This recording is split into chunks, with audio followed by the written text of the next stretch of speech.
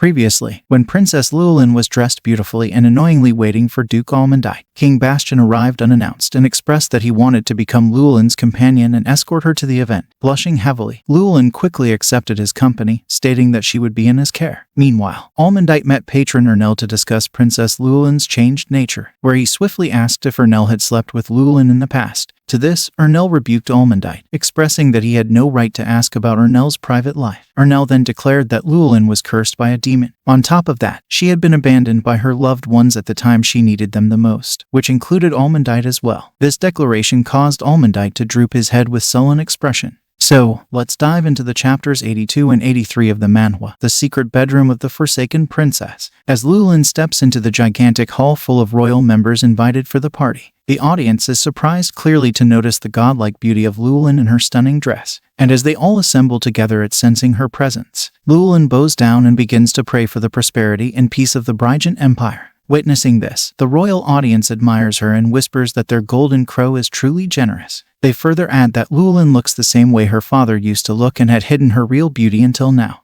However, some part poopers begin to spit out of their trash, commenting that they are scared they will be targeted just because Lewellyn is present.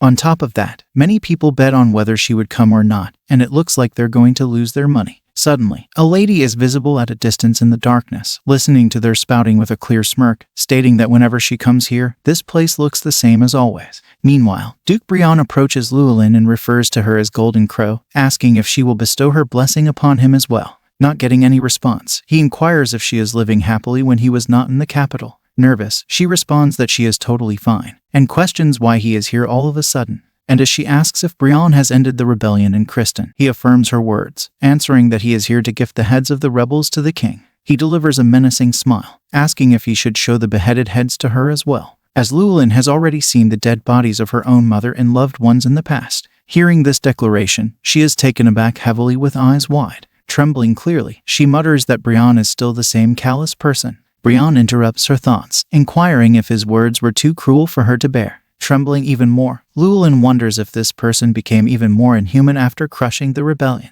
She then reflects that Tristan's rebels were local people who revolted after a great lord betrayed them. However, Duke Brian took his anger out on those betrayed people violently, saying it was to show how strict King Bastian is. And despite those people were rebellions, they were subjects of Bryant, who got killed brutally. Brian again interrupts Lewellyn's thoughts, expressing that she looks charming in that golden dress. She cannot mitigate her nervousness in front of him, as his sarcastic compliment scares her more. He pressures her further, declaring that even though she is a golden crow, she is still an abandoned princess. He adds that he heard she created a men's harem for herself and became a center of attention while he was away.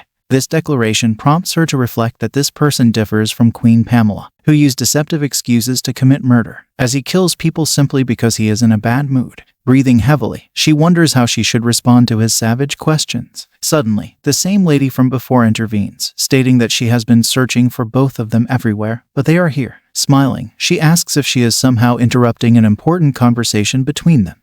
Dear viewers, apologies for the interruption. If you're genuinely enjoying the content on this channel, please consider hitting the subscribe icon with all notifications, since this little support of yours will help this creator continue delivering high-quality work to brighten your day. And take a moment at the end of the video to leave a comment, sharing your thoughts on the content. Your feedback means a lot. Now, let's not take up too much of your time and jump back into the story. And as the lady approaches them, Lewellyn surprisingly wonders why Countess Celine Sunblin is doing here. At seeing Celine, Brian comments that he heard she inherited her title while he was away. He then adds that although the Kingdom of Bryant does not forbid women from receiving titles, no woman has ever been chosen by their family. Yet, Celine defeated her younger brother to take over the Count's position. Despite having many opponents, she proved her worth by bringing unprecedented wealth to her family. With a dazzling smile, Celine expresses that the succession was carried out sooner than she expected because her father made the decision. Brian burst into laughter all of a sudden, stating that he didn't know that she was so gracious. He assumes that Celine must have a lot of work, considering she was given the title at such a young age. To this, she responds that she feels assured knowing that Brian holds her in high regard.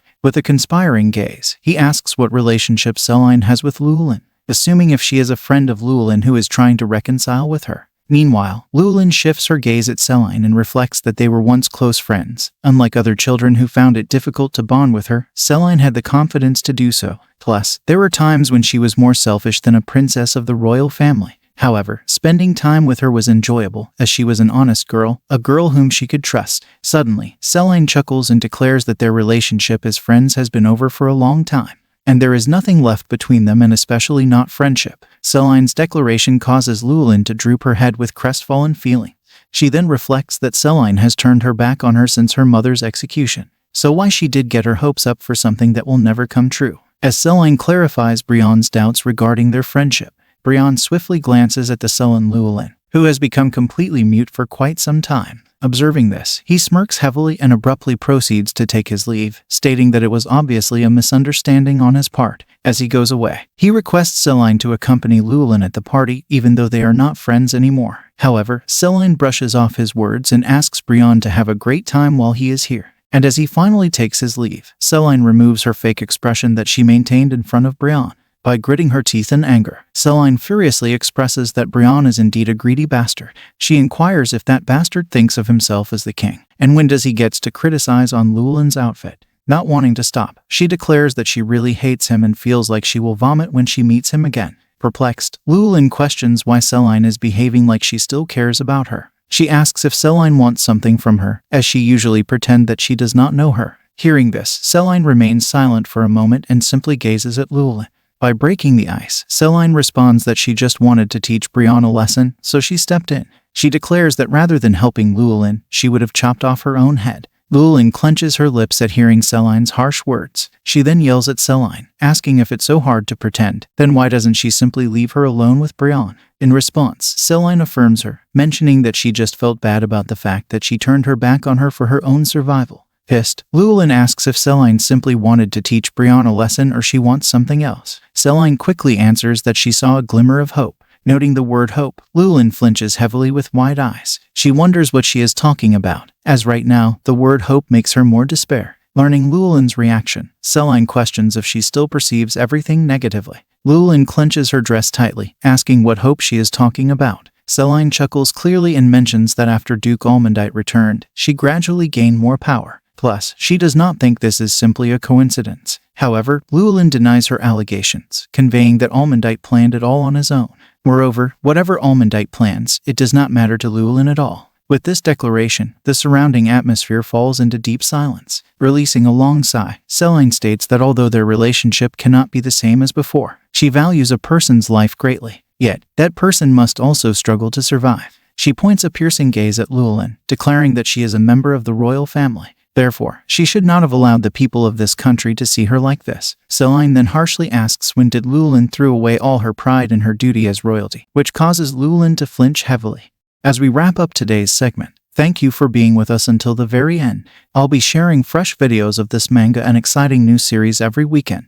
Your support is invaluable, so please subscribe and hit the notification bell to stay updated. Your encouragement keeps the channel thriving, and I appreciate it immensely. Until next time, take care and goodbye.